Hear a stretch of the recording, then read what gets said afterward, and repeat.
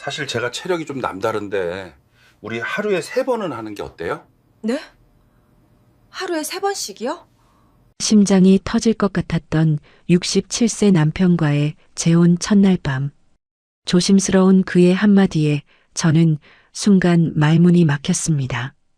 처음엔 남자들의 흔한 허세인 줄 알았죠. 그런데 며칠 뒤 그 말이 농담이 아니란 걸 깨달았을 때 저는 행복보다 두려움이 먼저 밀려왔습니다. 65세라는 늦은 나이에 다시 시작된 이 사랑이라는 길의 끝에는 무엇이 기다리고 있었을까요? 제 인생의 속도와 방향을 완전히 바꿔놓았던 그날의 이야기가 어디서부터 어떻게 시작되었는지 지금부터 들려드리겠습니다. 저는 올해 65 김숙희입니다. 15년 전 남편이 간암으로 먼저 떠난 이후로 30년 동안 홀로 만둣집을 운영하며 살아왔습니다. 매일 아침 7시 시장 골목 구석에 있는 가게 문을 열었어요. 반죽을 하고 소를 버무리고 만두를 빚으며 끝없이 반복되는 똑같은 일상의 연속이었습니다. 손님들은 숙희 씨 만두 맛있다 하면서도 늘 혼자 앉아있는 저를 보며 안쓰러운 눈길을 보내셨죠. 그래서 시작한 게 평생교육원의 실버 컴퓨터 교실이었어요. 이 나이에 처음 잡는 마우스와 키보드가 낯설고 어려웠지만 새로운 걸 배운다는 설렘이 더 컸습니다.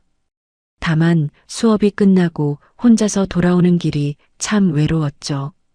그러던 어느 날이었어요. 수업을 마치고 나오는데 갑자기 하늘이 무너지듯 비가 쏟아졌어요. 낡은 시멘트 계단이 미끄러워 조심조심 내려오고 있었습니다. 저기 괜찮으시면 우산 같이 쓰고 가시겠어요? 고개를 들어보니 키가 크고 단정한 신사분이 서 계셨어요. 은은한 회색 머리에 약간은 쑥스러운 미소를 띤 얼굴. 그분이 바로 윤기영 씨였어요. 저는 잠시 당황했지만 그의 선한 눈빛을 보고는 자연스럽게 우산 아래로 들어갔죠. 아, 감사합니다. 비가 갑자기 너무 많이 오네요. 그러게요. 요즘 날씨가 참 변덕스럽죠? 잠시 어색한 침묵이 흘렀습니다. 우산이 빗물에 흔들릴 때마다 그와 어깨가 살짝씩 닿았는데 그 묘한 설렘이 제 가슴을 두근거리게 했어요. 혹시 평생교육원에서 컴퓨터 교실 수업 들으세요? 네, 나이 들어서 처음 배우려니 어렵긴 하지만 요즘 세상 따라가려면 배워야 할 게 많더라고요. 혹시 선생님도 같은 수업 들으세요? 네, 저도요. 젊었을 때는 손으로 하는 일이 많아서 컴퓨터 쓸 일이 거의 없었는데 요즘은 뭐든지 인터넷으로 하니까 배워둘 필요가 있더라고요. 그제서야 우리는 서로 같은 수업을 듣고 있다는 사실을 깨달았어요. 저는 김숙희예요. 올해 65이고 오래전부터 만두 가게를 운영하고 있어요. 그가 고개를 살짝 숙이며 말했어요. 윤기영입니다. 올해 67이에요. 젊었을 때는 건설회사를 운영했었는데 지금은 은퇴하고 소일거리로 집수리 일을 하며 지내고 있어요. 아, 그래서 늘 공구를 들고 다니시는 거였군요. 그가 웃으며 고개를 끄덕였어요. 네, 손에 망치가 있어야 마음이 편해지는 성격이라서요. 바로 그때 계단에서 제가 발을 헛디딜 뻔하면서 우산이 살짝 흔들렸어요. 기영 씨가 저를 살며시 부축하며 계단을 내려다보시더군요. 계단이 많이 낡았네요.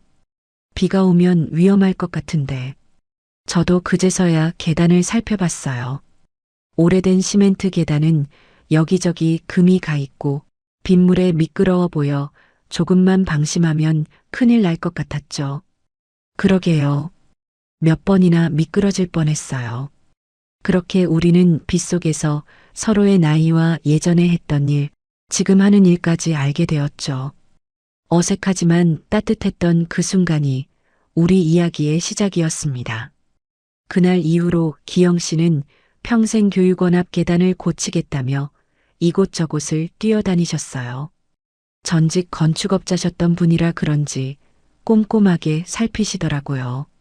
그렇게 며칠이 지났습니다. 새로 고쳐진 계단을 보면서 제가 감사 인사로 건넸던 만두 한 접시. 그게 우리의 두 번째 인연이 되었어요. 그날 기영 씨는 만두를 한 입 드시더니 잠시 입가에 미소를 지었습니다. 우와, 수키 씨 만두, 어머니가 만들어주셨던 그 맛이 나네요. 그 한마디에 제 마음이 울컥했어요. 그날 이후로 기영 씨는 제 만두 가게에 자주 들르셨습니다. 처음엔 건물이 오래되어 위험하다며 이곳저곳을 살피시더니 어느 날부터는 단골 손님이 되셨죠. 오늘은 어디가 고장났나요? 하고 제가 농담처럼 여쭤보면 기영 씨는 부드럽게 웃으면서 대답했어요. 건물은 사람과 비슷해요. 오래될수록 관심과 보살핌이 필요하죠. 30년 동안 건축 일을 하셨다는 기영 씨의 눈은 날카로웠어요. 가게 천장의 작은 균열도 창틀의 미세한 흔들림도 한눈에 알아보셨죠. 이런 건 초기에 발견해서 고쳐야 해요. 작은 균열 하나가 나중엔 큰 사고가 될 수 있으니까. 마치 제 가게를 자신의 일처럼 걱정하시는 것 같았어요. 어느 날은 비가 많이 오는데 일찍 오셔서는 오늘은 지붕을 점검해야겠어요. 이런 날 비가 새는 곳이 있을 수도 있거든요. 그렇게 말하고는 사다리를 타고 올라갔는데 그만 발을 헛디디시는 거예요. 제발 그렇게까지 하지 마세요. 위험하잖아요. 괜찮아요. 전 이런 일에 익숙하니까. 매일 아침 제가 내어드리는 커피 한 잔과 만두 한 접시. 그게 제가 할 수 있는 감사의 표현의 전부였어요. 그런데 어느 날 기영 씨가 문득 던진 말이 제 마음을 흔들어 놓았습니다. 따뜻한 커피 한 잔이면 충분해요. 이렇게 누군가를 위해 몸을 움직이고 손으로 무언가를 만들어줄 수 있다는 게 제겐 큰 위로거든요. 그의 말에 잠시 가슴이 먹먹해졌어요. 그동안 혼자 살아오면서 외로움을 견디기 위해 매일같이 만두를 빚어온 제 모습이 스쳐갔거든요. 어쩌면 그도 나처럼 누군가에게 작은 위로가 되고 싶어 이렇게 위험한 곳을 살피며 살아가고 있는 게 아닐까 하는 생각이 들었습니다.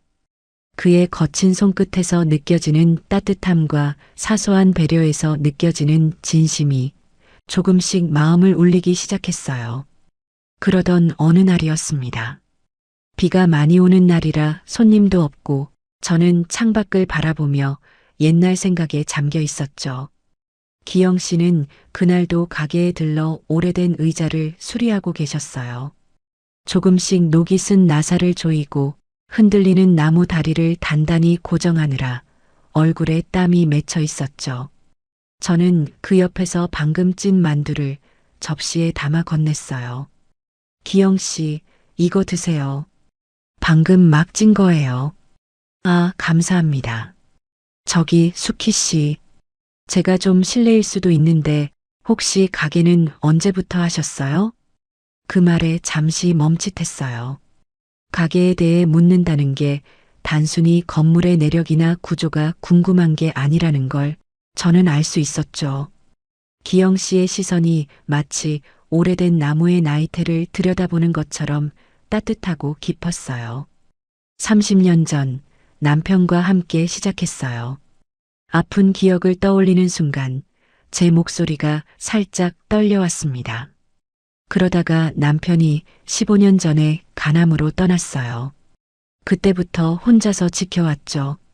잠시 침묵이 흘렀습니다. 한참을 말이 없던 기영 씨가 조용히 말했어요. 사실 저도 아내를 같은 병으로 잃었어요. 벌써 18년이 지났네요. 순간 저도 모르게 기영 씨를 바라봤어요. 제가 언젠가 본 적 있었던 그 진한 외로움이 그분의 눈에도 배어 있더라고요. 그때 제가 큰 건설회사를 운영하고 있었는데 아내 곁을 지켜주지 못했어요. 항상 다음에 하다가 그만. 기영 씨는 잠시 말을 멈췄다가 이어갔어요. 그래서 이제는 고칠 수 있는 것들은 최대한 빨리 고치려고 해요. 건물도 마음도 더 이상 후회할 시간을 두지 않으려고요. 창밖에선 비가 내리고 있었어요. 그 빗소리를 들으며 우리는 오랫동안 말없이 앉아 있었습니다. 그런데 이상하게도 그 침묵이 외롭지 않았어요. 며칠 후 기영 씨는 가게 앞 계단을 유심히 살펴보더니 다시 가게 안으로 들어오셨어요. 저는 방금 내린 커피를 건네며 인사를 건넸죠. 오늘도 오셨어요? 어디 또 고칠 데가 있나요? 저기 혹시 이 건물 천장 공사할 때 제가 좀 도와드려도 될까요? 저는 그 말을 듣고 잠시 당황했어요. 천장 공사라면 위험하고 복잡한 작업일 텐데 굳이 본인이 나서겠다는 이유가 뭘까? 단순히 건물을 고치려는 마음만은 아닐 거란 걸 직감했죠. 괜찮으세요? 무릎도 불편하신데. 네, 괜찮아요. 오래된 건물은 주기적으로 점검하고 고쳐줘야 안전하거든요. 제 손이 아직 쓸모가 있을 때 조금이라도 보탤 수 있으면 좋겠어요. 그 순간 그의 손등위로 깊게 패인 주름이 보였습니다. 굳은 살이 박힌 거친 손, 세월의 흔적이 고스란히 새겨진 그의 손을 보며 가슴이 조금 두근거렸죠. 이 사람도 나처럼 오래도록 혼자였겠구나. 저도 모르게 작은 한숨을 내쉬며 고개를 끄덕였어요. 그럼 부탁드릴게요. 저도 혼자서는 감당하기 어려운 부분이 많으니까요. 기영 씨가 그 말을 듣고 살짝 미소를 지으셨어요. 그 미소에 담긴 따뜻함이 제 가슴속 깊이 스며드는 기분이었죠. 그날 이후로 기영 씨는 제 가게의 천장 수리를 위해 자주 들르기 시작하셨어요. 그렇게 우리는 가게에서 더 많은 시간을 함께 보냈습니다. 아침 일찍 오셔서 커피를 마시며 건물 이곳저곳을 살피시고 가끔은 직접 공사인부들을 데려와서 수리도 해주셨죠. 이 기둥은 보강이 필요해요. 오래된 건물이라 기초가 약해질 수 있거든요. 기영 씨의 설명을 들으며 문득 깨달았어요. 제가 30년간 장사하면서도 몰랐던 이 건물의 구석구석을 그분은 다 알고 계시더라고요. 어느 날은 건물 도면을 가져오셔서는 여기 전기 배선이 오래됐더군요. 화재 위험이 있을 것 같아요. 그렇게 말씀하시며 밤늦게까지 배선을 교체하셨어요. 저는 그런 기영 씨가 안쓰러워서 따뜻한 만둣국을 끓여다 드렸죠. 그러던 어느 날 동네 아주머니들이 수군거리는 소리가 들렸어요. 숙희 씨네 가게에 매일 가는 그 양반, 전에 큰 건설회사 사장이었대요. 그런데 왜 저렇게 직접 공사를 하고 다니시는 걸까? 좀 이상하지 않아요? 아무것도 모르면서 뒤에서 수군거리는 그 말에 가슴이 너무 아팠어요. 그렇게 속상해하고 있는 저를 오히려 기영 씨가 위로해 주셨습니다. 괜찮아요, 숙희 씨. 진짜 행복이 뭔지 전 이제 알 것 같아요. 거창한 회사를 운영하는 것도 높은 빌딩을 세우는 것도 아니더라고요. 이제는 이렇게 손으로 직접 뭔가를 고치고 누군가에게 조금이라도 도움이 되는 일이 제겐 더 큰 의미예요. 그는 잠시 말을 멈추고 거친 손바닥을 천천히 펴보이셨어요. 이 손이 언젠가 멈출 때까지 누군가를 위해 무언가를 고쳐줄 수 있다면 그게 제겐 가장 큰 기쁨이죠. 그의 눈빛이 잔잔하게 빛났고 그 순간 제 가슴이 살짝 저려왔어요. 오래도록 외로웠던 두 사람이 이렇게 서로에게 위로가 되고 있다는 사실이 새삼 고맙게 느껴졌죠. 그날 이후 우리는 점점 더 가까워졌어요. 매일 아침이면 기영 씨가 가게에 들러 커피 한 잔을 나누고 함께 이야기를 나누는 게 일상이 되었죠. 낡은 건물의 균열을 고치듯이 제 외로운 마음도 조금씩 메워지고 있었어요. 하지만 언제나 그랬듯이 행복은 오래가지 않는 법이죠. 평온하던 일상이 어느 순간부터 불안하게 느껴지기 시작했습니다. 매일 가게에 오던 기영 씨가 갑자기 보이지 않았어요. 하루, 이틀, 일주일이 지나도 아무 소식이 없었죠.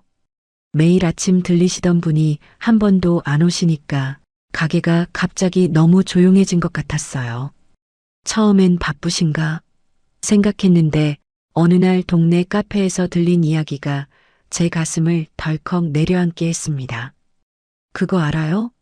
그 양반 요즘 젊은 여자랑 자주 병원 다닌대요. 맞아요. 저도 봤어요. 다정하게 팔짱도 끼고 다니시던데요. 순간 머릿속이 하얘졌습니다. 그동안의 친절이 그저 옛날에 잘 나가던 건설회사 사장님의 취미생활이었던 걸까? 한번 의심이 시작되자 그동안의 따뜻했던 행동들이 다르게 보이기 시작했습니다. 하지만 너무 오랫동안 기영 씨가 보이지 않자 걱정이 되기 시작했어요. 혹시 어디 아프신 건 아닐까? 갑자기 사고라도 당하신 걸까? 한참을 고민하다 결국 기영 씨를 찾아 나서기로 했습니다. 평소 자주 간다고 얘기했던 동네 공원을 지나 작은 골목길로 들어섰죠. 혹시 기영 씨 댁이 여기 근처 아닐까? 비좁은 골목 사이로 오래된 주택들이 다닥다닥 붙어 있는 풍경이 펼쳐졌어요. 골목을 돌 때마다 낡은 대문들이 보였지만 도대체 어느 것이 기영 씨의 집인지 알 수 없었죠. 그러다 문득 길모퉁이에 작은 마당이 딸린 오래된 주택이 눈에 들어왔어요. 낡은 대문 옆에 걸린 작은 화분, 그리고 그 옆에 걸린 빛바랜 우편함. 어딘지 모르게 기영 씨의 소박한 성격과 잘 어울리는 집이었죠. 그리고 그 앞에서 두 사람이 걸어 나오는 모습이 보였어요. 한 사람은 젊은 여성분이었고 그 옆에는 절뚝거리며 걸음을 옮기는 기영 씨가 있었어요. 혹시 내가 그동안 뭔가 큰 착각을 했던 걸까? 그 장면을 보고 가슴이 철렁 내려앉았습니다. 제가 알던 기영 씨의 모습과는 너무도 다른 모습이었으니까요. 그런데 그때였습니다. 그 여성분의 목소리가 들려왔어요. 아버지, 이제 그만 무릎 수술하시자니까요. 계속 이러다가 더 안 좋아지시면 어떡해요. 뭐, 아버지? 아픈 가슴을 뒤로하고 돌아서려는 순간 전 발걸음을 멈췄습니다. 그리고 그제서야 보였어요. 기영 씨가 절뚝거리며 천천히 걸음을 옮기고 계신 모습을요. 지팡이에 의지하며 힘겹게 발을 내딛는 모습이 너무나 낯설었죠. 제가 망설이며 뒤돌아보는 사이에 기영 씨가 조금씩 가까워졌고 마침내 제 이름을 불렀습니다. 수키 씨. 그 목소리에 깜짝 놀라 고개를 돌리니 숨을 몰아쉬는 기영 씨가 힘겹게 서 있었어요. 얼굴은 평소보다 창백했지만 여전히 저를 바라보는 그 따뜻한 눈빛은 변함이 없었죠. 갑자기 연락도 없이 정말 죄송해요. 기영 씨의 목소리가 떨리고 있었어요. 그리고 이어지는 그분의 이야기는 제가 상상했던 것과 전혀 다른 것이었습니다. 20년 전 일이에요. 기영 씨는 힘겹게 입을 여셨어요. 제가 운영하던 건설회사가 꽤 큰 규모였죠. 그날도 여러 현장을 돌아보고 있었는데 폭우가 쏟아지던 날이었어요. 공사장 옆 낡은 건물이 무너질 것 같다는 연락을 받았죠. 기영 씨의 눈빛이 흐려졌어요. 현장에 도착해 보니 2층에 우리 직원이 갇혀 있었어요. 119를 불렀지만 건물이 곧 무너질 것 같았죠. 더 이상 기다릴 수가 없었어요. 기영 씨가 잠시 말을 멈추더니 무릎을 쓰다듬었습니다. 그래서 직접 올라갔어요. 다행히 직원은 구했는데 내려오는 순간 건물 일부가 무너지면서 제 무릎이 그만. 기영 씨가 절뚝거리는 이유를 그제서야 알게 됐어요. 그리고 왜 계단이나 위험한 곳을 그토록 신경 쓰시는지. 그런데 건물주가 무단 침입이라면서 저를 고소했어요. 그때 그 기록이 전과가 됐죠. 숨죽여 흐느끼는 기영 씨의 어깨가 떨리고 있었어요. 그 후로 전 작은 것이라도 고치면서 살아왔어요. 누군가 다치지 않게, 제가 겪은 일을 다른 사람은 겪지 않게요. 기영 씨의 따님이 다가와 기영 씨 어깨를 감싸 안았습니다. 아버지가 얼마나 좋은 분인지 이제는 다른 분들도 알아주셨으면 좋겠어요. 그동안 혼자서 얼마나 아프셨을지 저는 그만 참았던 눈물을 쏟고 말았습니다. 전 이제 다 말씀드렸어요. 기영 씨가 힘없이 웃었습니다. 혹시라도 제가 전과자라는 소문이 날까봐, 당신이 저 때문에 다른 사람들의 수군거림을 듣게 될까봐, 그게 너무 두려웠어요. 저는 기영 씨의 떨리는 손을 살며시 잡았어요. 기영 씨가 왜 그렇게 위험한 곳을 살피고 다니셨는지 이제 알 것 같네요. 남편이 떠나고 나서 저도 그랬거든요. 매일 아침 일찍 일어나서 만두를 빚었어요. 제가 만든 만두라도 누군가에게 위로가 되길 바라면서요. 기영 씨의 눈에서 눈물이 흘러내렸습니다. 제가 처음 수키 씨의 만두를 먹었을 때 그 맛이 어머니의 맛과 똑같았어요. 단순히 만두의 맛이 아니라 그 따뜻함이요. 그 순간 기영 씨의 떨리는 손이 조심스럽게 제 손을 감싸쥐었어요. 거칠고 굵은 손가락이었지만 그 안에는 오래된 상처와 따뜻한 진심이 고스란히 담겨 있었죠. 저도 살며시 그의 손을 맞잡았어요. 기영 씨, 이제는 혼자 걷지 않으셔도 돼요. 제가 곁에 있을게요. 그는 잠시 제 얼굴을 바라보더니 살며시 미소를 지었습니다. 그동안의 오해와 불안이 서서히 녹아내리는 것 같았죠. 손끝에서 느껴지는 따뜻함이 우리 두 사람의 오래된 외로움을 함께 감싸 안는 듯 했어요.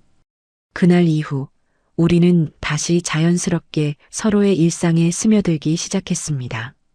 매일 아침 커피 한 잔을 나누고 함께 계단을 고치고 가끔은 동네 산책도 하며 웃음소리를 나누는 사이가 되었죠. 그런데 그날 이후 동네가 술렁이기 시작했어요. 그 얘기 들었어요? 그 양반 전과자래요. 전과자. 아이고, 그런 위험한 사람이 같은 동네라니. 너무 끔찍하네요. 그동안 우리 동네 집집마다 다니면서 살피고 그랬잖아요. 무슨 속셈이 있었던 거 아니에요? 가게에 오시는 손님들도 하나둘 줄어들었어요. 기영 씨와 함께 있는 걸 본 사람들이 수군대는 소리가 들려왔죠. 저러다 사기라도 당하면 어쩌려고? 나이 들어 정신이 나갔나? 마음이 아팠어요. 하지만 기영 씨가 이런 시선을 혼자 견뎌왔다는 게 더 아프게 다가왔습니다. 그러던 어느 날 복지관 앞에서 일어난 일이었어요. 전과자는 이런데 얼씬도 하지 마세요. 애들도 있는데. 몇몇 아주머니들이 기영 씨를 둘러싸고 험한 말을 하고 있었어요. 고개를 숙인 채 아무 말도 못하고 있는 기영 씨를 보니 전 더 이상 참을 수가 없어 사람들 앞으로 나섰습니다. 잠깐만요. 기영 씨가 왜 전과자가 됐는지 아세요? 무너지는 건물에서 직원을 구하다가 그저 소중한 생명을 살리려다가 이렇게 되신 거예요. 떨리는 목소리로 말을 이어갔어요. 그리고 지금 우리가 안전하게 다니는 이 계단, 이 난간, 다 기영 씨가 여러분 안전을 위해 밤새워 고치신 거예요. 위험한 사람이면 이렇게 남을 위해 희생하셨을까요? 순간 주변이 조용해졌어요. 전 기영 씨의 마음을 믿어요. 그분의 따뜻한 손길이 우리 동네를 이렇게 안전하게 지켜주고 있잖아요. 그때였어요. 제 뒤에서 누군가 조용히 말했습니다. 맞아요. 저분이 우리 집 수도관도 고쳐주셨어요. 경로당 의자도 어린이집 담장도요. 하나둘씩 기영 씨의 손길이 닿았던 이야기들이 모여들기 시작했어요. 그날 이후로 동네 분위기도 조금씩 달라졌습니다. 기영 씨, 우리 집 계단도 한번 봐주실 수 있으세요? 저희 가게 천장에서도 물이 새는데 부탁드려도 될까요? 사람들이 먼저 기영 씨를 찾기 시작했습니다. 그리고 저한테도 조심스럽게 말을 건네시더라고요. 숙혜 씨, 미안해요. 우리가 너무 섣불리 판단했나 봐요. 평생 건설회사 하신 분이 그 실력으로 우리 동네를 돌봐주시니 얼마나 감사해요? 어느 날은 복지관 할머님들이 일부러 만두를 사러 오셔서는 아이고, 기영 씨랑 숙희 씨 덕분에 우리 동네가 달라졌어. 계단도 안전하고 길도 밝아지고. 그날 저녁 기영 씨와 함께 가게 문을 닫으면서 물었습니다. 기영 씨, 후회 안 하세요? 이렇게 작은 동네에서 힘들게 남을 위해서 희생하시는 거. 기영 씨가 잠시 하늘을 보더니 말했어요. 예전에는 높은 빌딩을 지으면서 그게 제 자부심이라고 생각했어요. 하지만 지금은 달라요. 이렇게 작은 동네에서 한 분 한 분의 안전을 위해 일하는 게 더 행복하거든요. 그리고는 살짝 웃으며 덧붙였습니다. 게다가 이제는 제 곁에 이렇게 든든한 만두 명장도 계시잖아요. 그 말에 저도 모르게 흐뭇한 웃음이 나왔어요. 우리는 그렇게 서로의 자리를 지켜주고 있었습니다. 그가 제 가게의 안전을 책임져주고 제가 그의 마음의 안식처가 되어주는 그런 관계로 자리 잡아가고 있었죠. 그러던 어느 날 기영 씨가 계단을 점검하다가 그만 발을 헛디뎠어요.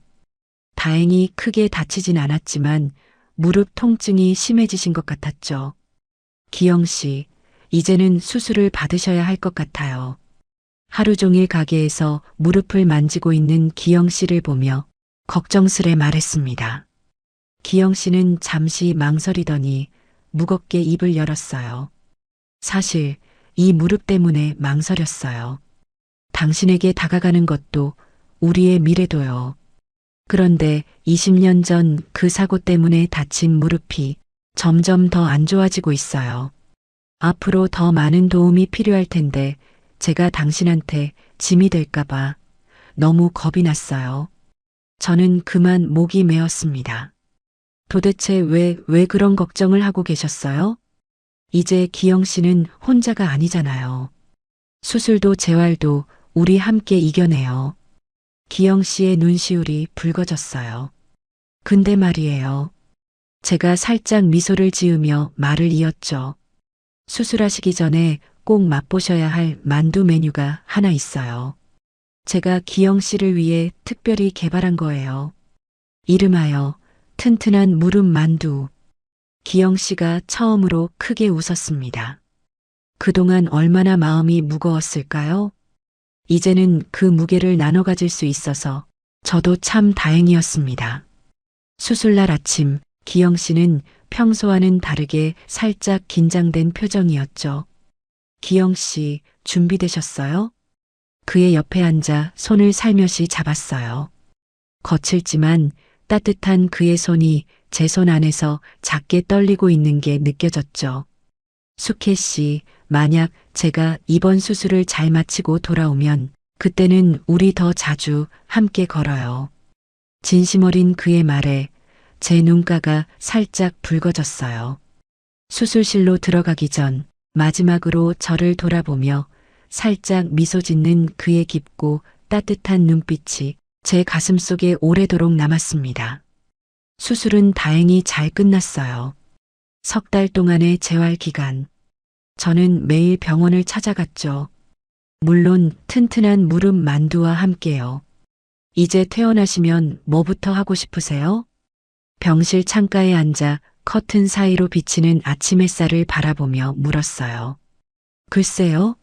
숙희 씨 가게 앞 계단이 좀 걱정돼요. 그것부터 고치는 게 좋겠어요. 저는 그만 웃음을 터뜨리고 말았습니다. 아직도 그런 걸 걱정하세요? 그게 사실은 기영 씨가 문득 진지한 표정을 지었어요. 그 계단에서 처음 만났잖아요. 당신을 처음 만난 그곳을 특별히 더 튼튼하게 만들어주고 싶어요. 기영 씨가 퇴원하는 날, 저는 꽃다발을 들고 병원 로비에서 기다리고 있었습니다. 숙혜 씨, 문이 열리며 환한 얼굴로 나오는 기영 씨 얼굴엔 여전히 수술의 흔적이 남아 있었지만 그 따뜻한 미소만큼은 여전했죠. 기영 씨, 퇴원 축하해요. 그는 환하게 웃으며 꽃다발을 받아들었어요. 이렇게까지 챙겨주시다니 정말 감사해요. 제가 참 복이 많네요. 아니에요. 당연한 거죠. 앞으로도 더 건강해지셔야 하니까요. 우린 병원 근처에 있는 작은 공원 벤치에 앉았습니다. 수키 씨, 네. 그동안 병원에서 많은 생각을 했어요. 내가 다시 걸을 수 있을까? 다시 만두가게 앞 계단을 올라갈 수 있을까? 그런 것들이요. 걱정 마세요, 기영 씨. 이제는 괜찮으실 거예요. 천천히 재활하시다 보면 곧 예전처럼 걸으실 수 있을 거예요. 그가 잠시 멈춰서서 저를 바라봤습니다. 그리고 수키 씨, 한 가지 더 생각했어요. 뭔데요? 그는 살짝 미소를 지으며 작은 상자를 꺼내 들었습니다. 수키 씨, 저와 앞으로도 함께 걸어가 주실래요? 저는 순간 숨이 멎는 줄 알았어요. 기영 씨, 물론 예전처럼 빠르게 걷지는 못하겠지만 조금 느리더라도 당신과 함께 걸을 수 있다면 그게 제겐 가장 큰 행복일 것 같아요. 그는 상자를 열어 보이며 조심스레 손을 내밀었어요. 그 안에는 작은 반지가 들어 있었습니다. 모양은 단순했지만 그의 손때가 묻은 것처럼 따뜻한 기운이 느껴졌어요. 이 반지, 제가 당신을 위해 직접 준비한 거예요. 수술 전날 밤 혼자 병실에 앉아 당신 생각을 하며 만들었어요. 제 마음 받아주실 수 있나요? 저는 두 손으로 입을 가리며 참으려 했지만 눈물이 멈추질 않았어요. 정말이에요? 진심으로요? 그가 고개를 끄덕이며 제 손을 조심스럽게 잡았어요. 수키 씨만 제 곁에 있어준다면 앞으로 어떤 어려움이 있어도 두렵지 않을 것 같아요. 저는 살며시 손을 내밀어 그의 손을 맞잡았어요. 저도 기영 씨와 함께 나란히 걸어가고 싶어요. 그 순간 기영 씨의 눈에도 눈물이 맺혔어요. 공원 벤치에 나란히 앉아 서로의 손을 꼭 잡은 채 우리는 그렇게 둘만의 새로운 시작을 약속했습니다. 기영 씨가 태어난 뒤 우리는 본격적으로 함께 살아갈 이야기를 나누기 시작했어요. 아직 짐을 옮기기 전이었고 서로의 생활 리듬을 맞춰보는 단계였죠. 그날 저녁 밥을 먹고 차를 마시고 있는데 기영 씨가 갑자기 말끝을 흐리더니 조심스럽게 입을 열었습니다. 저기 수키 씨. 네. 이 말 좀 웃길 수도 있는데요. 괜히 손을 만지작거리며 눈을 피하더니 한참을 망설이다가 꺼낸 말이었습니다. 제가 체력이 좀 남다른 편이라서요. 저는 순간 웃음이 나올 뻔했어요. 나이 든 남자들이 흔히 하는 허세쯤으로 들렸거든요. 아이고, 무슨 그런 말씀을 다 하세요. 그런데 기영 씨가 아주 진지한 얼굴로 다시 말을 이었어요. 아니, 진짜로요. 우리 하루에 3번은 하는 게 어때요? 순간 제 귀를 의심했어요. 네, 하루 3번이요? 네, 무리라면 말씀하세요. 저는 사실 5번도 가능하거든요.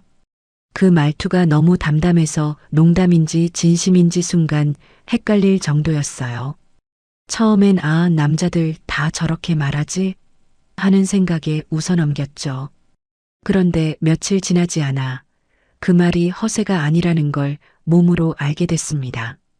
정말로 아침, 낮 그리고 밤. 기영 씨는 늘 똑같이 조심스러우면서도 한결같이 다정했고 한 번도 무리하게 굴진 않았지만 문제는 제가 따라갈 수가 없었다는 거였어요. 솔직히 말하면 마음은 고마운데 몸이 먼저 지치더라고요. 어느 날은 그의 손길이 다가오는 게 무섭기까지 했어요. 그래서 결국 용기를 내서 말했죠. 기영 씨죠. 솔직히 말씀드리면요. 한참을 망설이다가 고개를 숙인 채 겨우 말을 꺼냈어요. 하루에 3번은 제가 감당이 안 돼요. 그 말이 끝나자 방 안이 조용해졌어요. 괜히 말했나 싶어서 가슴이 쿵쾅거렸죠. 그런데 기영 씨가 잠시 제 얼굴을 보더니 뜻밖의 말을 하더군요. 아, 역시나 그랬군요. 그리고는 제 손을 꼭 잡으며 말했어요. 미안해요, 수키 씨. 제가 괜히 젊은 사람 흉내를 냈네요. 그 말에 오히려 제가 눈물이 날 뻔했어요. 저는요, 당신이 힘들어하면서까지 곁에 있어주는 건 원하지 않아요. 하루 3번이 아니라 일주일에 3번이라도, 아니, 한 번이어도 괜찮아요. 그는 웃으며 덧붙였어요. 사실 제일 좋은 건 당신이 웃는 얼굴로 내 옆에 있어주는 거거든요. 그날 이후로 우리는 자연스럽게 횟수를 줄였어요. 신기하게도 마음은 더 가까워졌고 대신 손을 더 오래 잡게 됐고 이야기를 더 많이 하게 됐죠. 그때 알았어요. 사랑은 많이 하는 게 아니라 서로를 배려할 줄 아는 거라는 걸요. 그리고 그게 노년에 만난 사랑이 더 깊은 이유라는 것도요. 그날 이후 우리는 정말 많은 이야기를 나눴습니다. 젊었을 때는 힘이 넘치는 게 사랑인 줄 알았고 참는 게 미덕인 줄 알았죠. 하지만 나이가 들고 보니 사랑이란 서로를 이기는 게 아니라 서로를 살피는 거라는 걸 우리는 늦게서야 알게 됐습니다. 기영 씨는 말했어요. 내가 할 수 있다고 해서 당신이 버텨야 하는 건 아니더라고요. 그 말 한마디에 그동안 쌓였던 제 마음의 긴장이 눈 녹듯 풀렸습니다. 그날 이후로 우리는 횟수를 더 줄였어요. 대신 다정하게 손을 잡고 함께 공원을 산책하는 시간이 더 늘었습니다. 서로의 숨소리를 듣고 서로의 아픈 곳을 먼저 묻는 그런 부부가 되어갔어요. 이제는 압니다.